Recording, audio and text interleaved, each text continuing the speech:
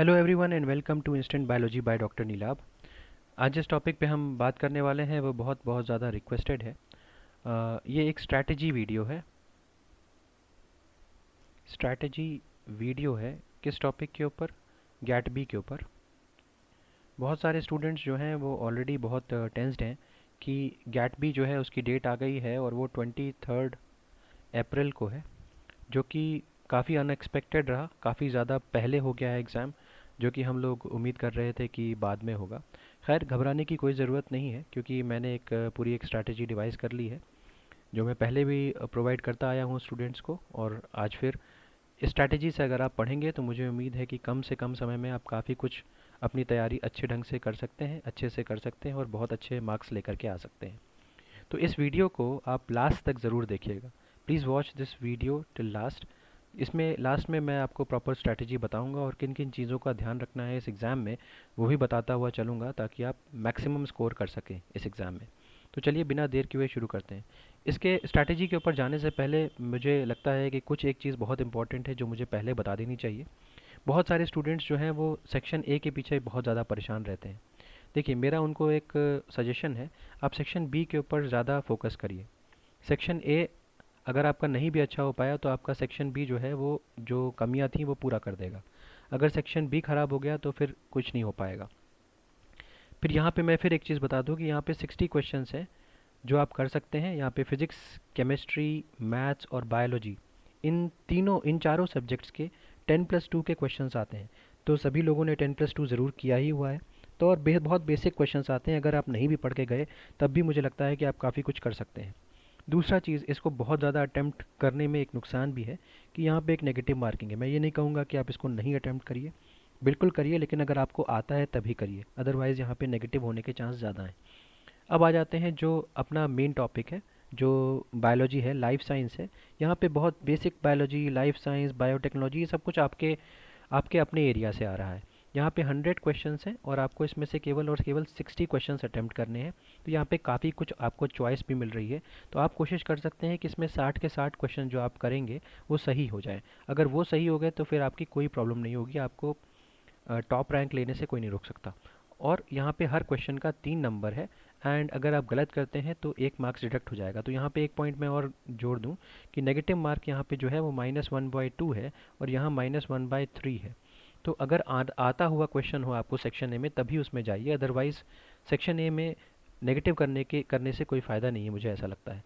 तो कुल मिलाकर के अगर मैं कहूँ तो यहाँ पे जो टोटल मार्क्स जो करने हैं वो, जो टोटल क्वेश्चंस जो अटेम्प्ट करने हैं वो 120 हैं। और टोटल अगर कर लीजिए तो 60 × 1 60 और 60 × 3 180, यानी कि 240 मार्क्स का टोटल है। ठीक।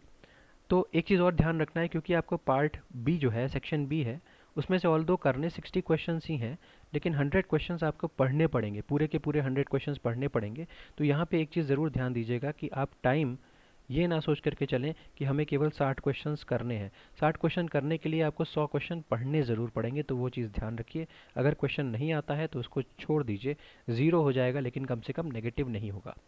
तो इतनी बातचीत तो यहाँ पे हो गई। अब आ जाते हैं कि सिलेबस क्या है। बहुत सारे स्टूडेंट्स को सिलेबस की कोई जानकारी नहीं है। तो यहाँ पे देखिए, ये आपको सिलेबस दिया हुआ है। अगर आप चाहेंगे और आप कमेंट बॉक्स पे मेंशन करेंगे तो मैं आपको ये जो फाइल है जिस पे मैं ये सब चीज़ें मेंशन कर रहा हूँ या लिख रहा हूँ वो मैं आपको प्रोवाइड करवा दूंगा, तो उसकी भी कोई दिक्कत नहीं है। आप आप जो कमेंट सेक्शन है उस पर मेंशन कर दीजिएगा, मैं ये आपको अवेलेबल करा दूंगा। अब देखिए, जो जो सिलेबस है ये बहुत ही हैपेजर्ड टाइप का दिया हुआ है, लेकिन मैंने इसको आपकी सहूलियत के लिए इसको प्रॉपर सेक्शंस में डिवाइड कर दिया है। जैसे कि फॉर एग्जांपल जो हमारा पहला सेक्शन है वो बायोकेम का है।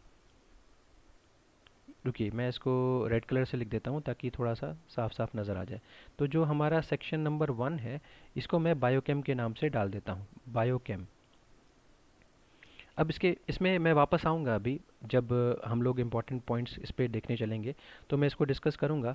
तो यहाँ पे देखिए, ये सेक्शन नंबर 2 पे आ जाइए, ये आपका माइक्रोबायो है, माइक्रोबायो। सेक्शन नंबर 3 पे आ जाइए, ये आपका सेल बायो है, सेल बायो। सेक्शन नंबर 4 पे आ जाइए, ये आपका मॉलिक्यूलर बायोलॉजी है, मॉलिक्यूलर बायोलॉजी। तो ये आपका सेक्शन 4 हो गया, मॉलिक्यूलर बायोलॉजी तक सेक्शन 4 हो गया था, जिसमें आप यहाँ पे म्यूटेशंस वगैरह के बारे में देख रहे हैं। ये पूरा आपका यहाँ से लेकर के यहाँ तक मॉलिक्यूलर बायोलॉजी का पोर्शन आ जाएगा। अब इसी में यहाँ से आप देख सकते हो कि मेंडेलियन इनहेरिटेंस वगैरह शुरू हुआ है। तो ये आपका जेनेटिक्स का पोर्शन हो गया, ठीक है। तो इसको मैं कह सकता हूँ कि ये सेक्शन नंबर 5 जेनेटिक्स हो गया, ठीक है। ये जेनेटिक्स है। अब इधर नीचे आ जाइए, जेनेटिक्स में ही साथ साथ में देखिए, पूरा का पूरा जेनेटिक्स नहीं है, मुझे इसको एक मिनट मैं इसको ठीक ही कर देता हूँ। तो ये पूरा का पूरा जेनेटिक्स नहीं है, लेकिन यहाँ तक देखिए ये इतना पूरा जेनेटिक्स का एरिया है। और यहाँ से सेक्शन नंबर 6 शुरू हो रहा है, जिसमें कि आप टेक्निक्स के बारे में देखेंगे। ये सेक्शन नंबर 6 है, जिसमें सारी की सारी टेक्निक्स मेंशन्ड है, ठीक है। अब टेक्निक्स के बाद ये आ जाइए, सेक्शन 6 हो चुका है ऊपर, ये आ जाइए इम्यूनोलॉजी पे, सेक्शन नंबर 7 इम्यूनो। ये आ जाइए 8 पे बायो इन्फो। ये अगेन यहाँ पे आरडीटी मेंशन्ड है, आरडीटी सेक्शन नंबर 9 कर दीजिए। अब यहाँ पे देखिए पूरा ये टोटीपोटेंसी, रीजनरेशन, ये यहाँ से लेकर के यहाँ तक एनिमल, प्लांट, टिश्यू कल्चर वगैरह का पोर्शन है। तो ये कल्चर का पोर्शन है, ये आप सेक्शन नंबर 10 लिख सकते हैं, दिस इज़ सेक्शन नंबर 10, ठीक है। फिर यहाँ से लेकर के यहाँ तक केमिकल इंजीनियरिंग, ये बायो प्रोसेस इंजीनियरिंग का पोर्शन है, सेक्शन नंबर 11 आप इसको लिख सकते हैं, सेक्शन नंबर 11 है।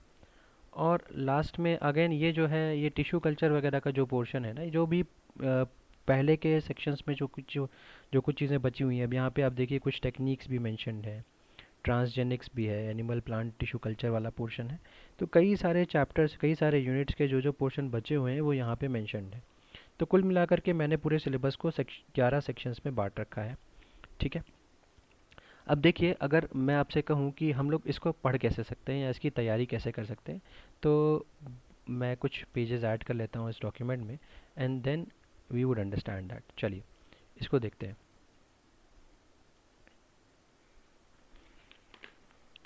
अब अगर मुझे यहाँ पे देखना होगा कि कैसे किस तरीके से हम तैयारी अपनी शुरू करें, तो देखिए सबसे पहले हम इसको, जो भी हमारे टॉपिक्स हैं उनको हम एक प्रिस्क्राइब टाइम दे दें, ठीक है। तो यहाँ से हम स्ट्रैटेजी डिस्कस करने जा रहे हैं, स्ट्रैटेजी फॉर गैट बी 2022। तो यहाँ से हम स्ट्रैटेजी डिस्कस करने जा रहे हैं। अब देखिए, बायोकेमिस्ट्री जो सेक्शन 1 था हमारा, वो one of the main topics है।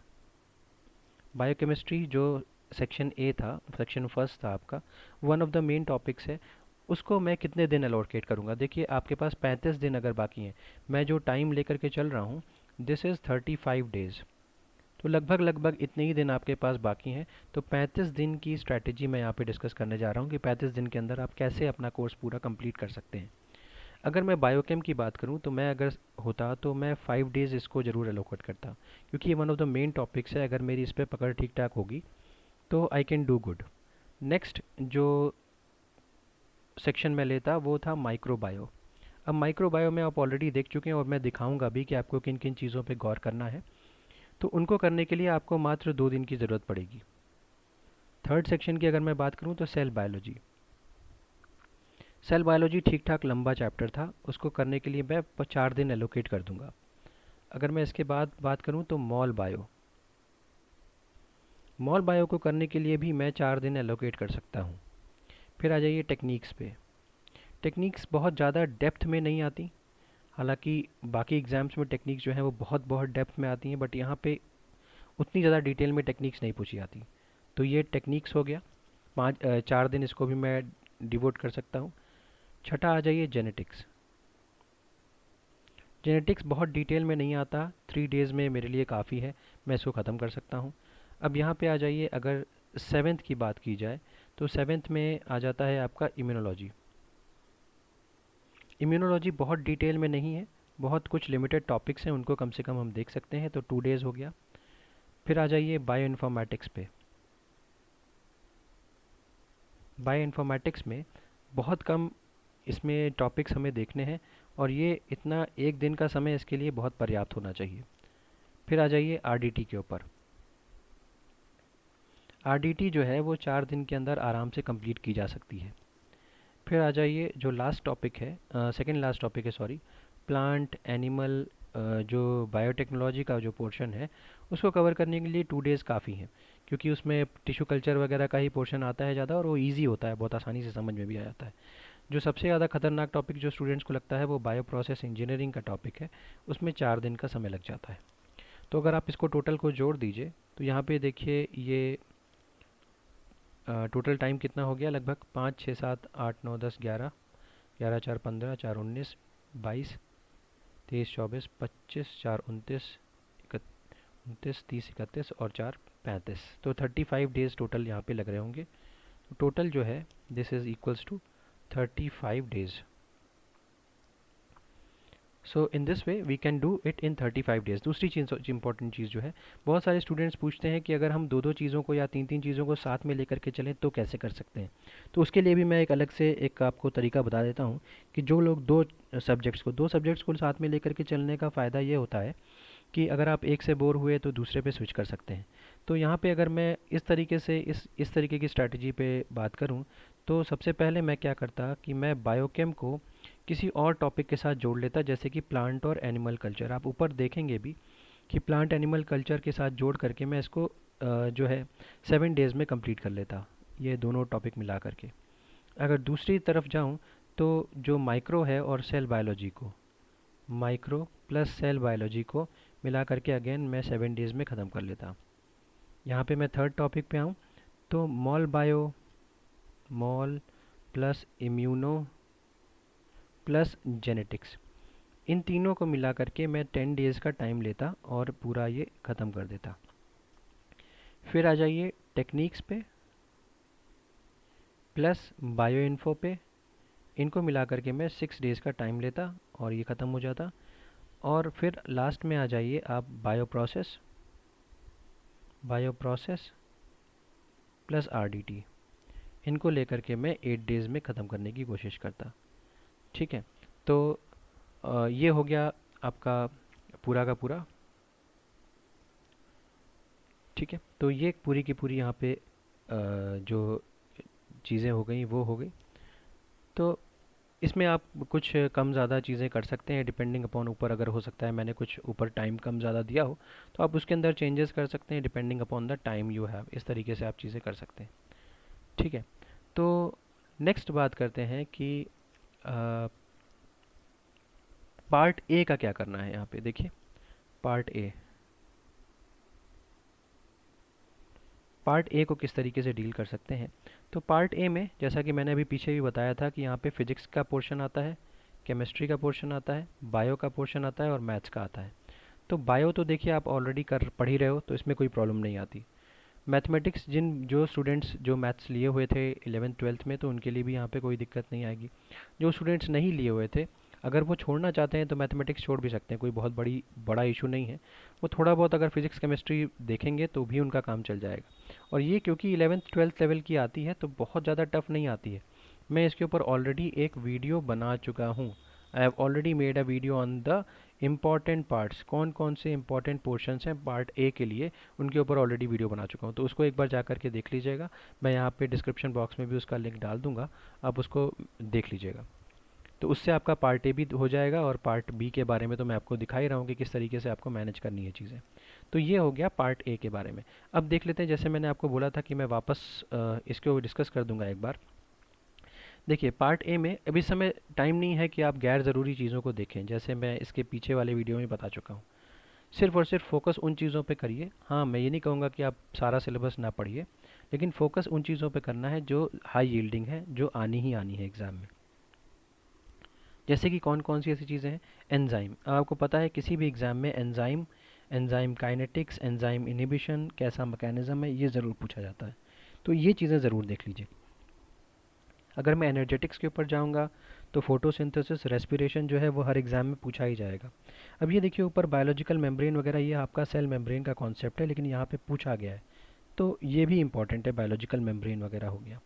यहाँ से डेल्टा जी के ऊपर भी बहुत सारे क्वेश्चन आते हैं। इलेक्ट्रॉन ट्रांसपोर्ट चेन और डेल्टा जी के जो क्वेश्चंस होते हैं वो काफ़ी ज़्यादा प्रोमिनेंट है, यहाँ से आते हैं। तो इसको ज़रूर देख लीजिएगा, डेल्टा जी यानी कि गिब्स फ्री एनर्जी।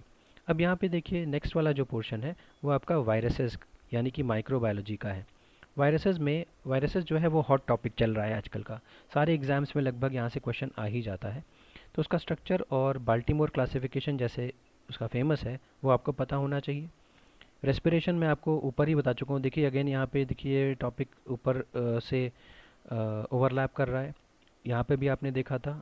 यहाँ पे देखिए अगेन नाइट्रोजन फिक्सेशन यहाँ से क्वेश्चन आता है। और डिजीज़ के ऊपर क्वेश्चन तो हर बार आता है। कौन कौन सी डिजीज़ किस ऑर्गेनिज्म से होती हैं, होस्ट पैथोजन इंटरेक्शन मतलब पैरासिटिज्म क्या है, सिम्बायोसिस क्या है, ये सब चीज़ें। अब सेल बायोलॉजी देखिए पूरा का पूरा ही इंपॉर्टेंट है और सेल बायोलॉजी को 2 लाइन में पूरा कवर कर लिया इन्होंने।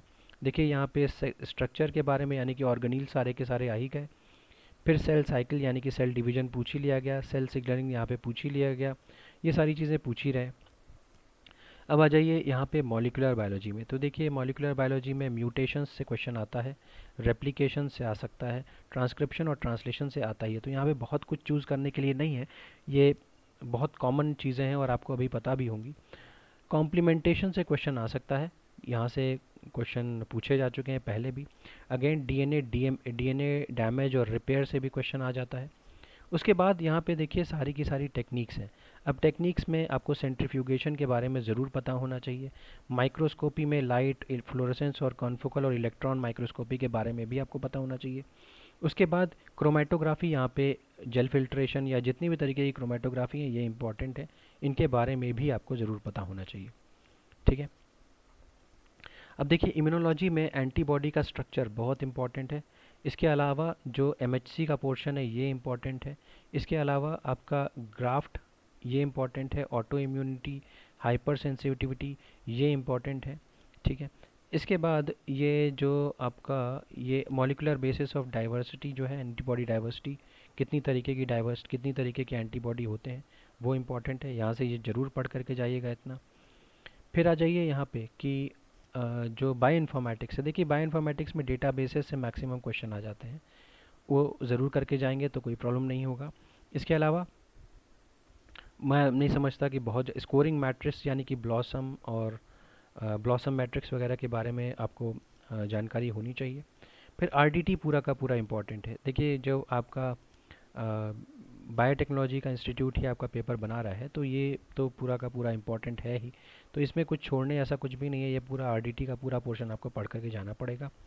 हाँ टिश्यू कल्चर में आपको प्लांट टिश्यू कल्चर के रेगुलेटर्स और एलिसिटर्स पता होने चाहिए। जैसे कि प्लांट टिश्यू कल्चर में किस चीज़ की यूज़ करते हैं, ग्रोथ होती है, कौन से हार्मोन्स हैं या कौन से केमिकल्स हैं, कौन किन किन चीज़ों की मदद से हार्मोन्स किन हार्मोन्स की मदद से कौन सा पोर्शन जो है वो इंक्रीज़ करता है, ग्रोथ ज़्यादा होती है, वो सारी चीज़ें यहाँ पे पता होनी चाहिए।